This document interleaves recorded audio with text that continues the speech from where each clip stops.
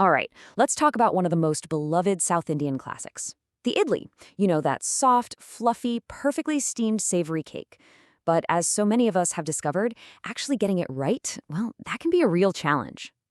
And this comment from a home cook, Sabitha, just hits the nail on the head, doesn't it? It perfectly captures that frustration. You feel like you're doing everything right, but something, the weather, the ratio, something just goes wrong. I have definitely been there. So what is the secret? How do we finally get from that disappointing, hard, flat idli to a perfectly soft and fluffy one? Well, that is the big question we're going to answer today. We're going to dive into the science behind this seemingly simple dish and turn all that frustration into total mastery. Okay, so to get started, let's actually look at the common problems, the kitchen catastrophes that stand between you and the perfect idli. Because honestly, understanding what goes wrong is always the first step to making it right. I mean, this says it all right. This is the gap between our dreams and our reality. We are aiming for that glorious idli on the left, but way too often we end up with its sad, dense, chewy cousin on the right. So why does this keep happening? Well, when you talk to the experts, they point to four main culprits behind those hard idlis. And don't worry, we are going to break down every single one of these. But first, before we get into the nitty-gritty of the batter, I want to talk about an ingredient that can actually add a really healthy twist to your idlis and dosas. And that ingredient is corn. Yeah, corn. From a food science perspective, corn or makai is a fantastic alternative to rice. It's naturally gluten-free, which is amazing for anyone with sensitivities. And get this, it has a lower glycemic index, which makes it a way better choice if you're managing blood sugar. Plus, it's just loaded with fiber and essential vitamins. It's a real powerhouse. Okay, now let's get back to that all-important batter. The truth is, perfect idlis start long before they ever see a steamer. The whole journey begins right here, with mastering the batter itself. This is where you build the foundation for all that fluffiness. Now, this chart shows you that you are totally in control.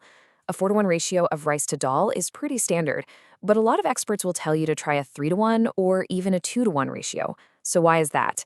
It's because urad dal is the engine of fermentation. Its skin has all this natural wild yeast and bacteria that you need. So a higher dal ratio doesn't just make a softer idli, it actually supercharges its nutritional value. Okay, now let's talk technique. These four pillars right here, they're basically non-negotiable. You have to soak the rice and dal separately because they need to be ground differently. And here's a pro tip, use cold water. It stops the mixer's heat from killing off that precious yeast. And mixing by hand, that's not just for tradition's sake. It actually introduces beneficial bacteria from your hands right into the batter. It's like giving it the perfect head start. And now we have arrived at the final boss of making idli, unlocking the science of fermentation.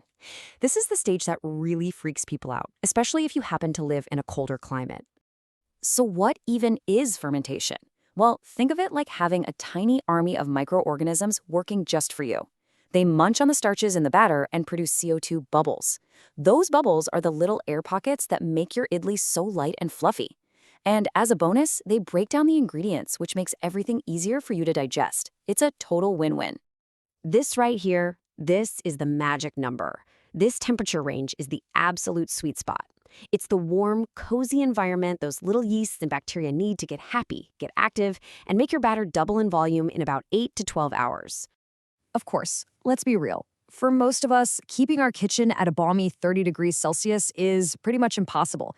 But don't worry, that doesn't mean perfect idlis are off the table. There is a toolkit for this exact problem. This is your secret weapon against the cold. Just the oven light can create a surprisingly warm little spot, or you can preheat your oven for just a minute, turn it off, and it becomes a perfect proofing box. But here's a super important tip. Use non-iodized salt and filtered water. Why? Because iodine and chlorine can actually kill the good bacteria you're trying to grow. And above all, just be patient. Sometimes it takes a little longer in the cold, but good things come to those who wait. So the big takeaway here is that making perfect idli isn't about luck or some secret family magic. It is all about science. When you control the ingredients, the technique, and the temperature, you're just creating the perfect conditions for a natural process to happen. You are the scientist in your own kitchen. So you've done the hard work. You mastered the batter. You conquered fermentation. And now it is time for the final and most delicious payoff. Okay, the home stretch is all about timing. A super common mistake is oversteaming, which can make your idlis hard no matter how perfect the batter was. So get that water to a rolling boil before you put the idlis in, steam them on high for exactly 10 minutes, no more, and then let them rest for a couple of minutes before you even think about opening that lid. That little rest stops them from collapsing. And there it is. That's the reward for all your effort and for understanding the science behind it. When you pay attention to the ratios, the temperature, the timing, you get consistent, perfect results. It's time to say goodbye to guesswork and hello to fluffy, delicious idlis every single time. You know, the principles we talked about today, grinding, fermentation, controlled cooking, they don't just apply to idli. They're at the very heart of so many amazing traditional foods, from sourdough bread to yogurt, so it kind of leaves you with a final thought to chew on. What other culinary secrets are just hiding in plain sight in our kitchens, waiting for us to understand the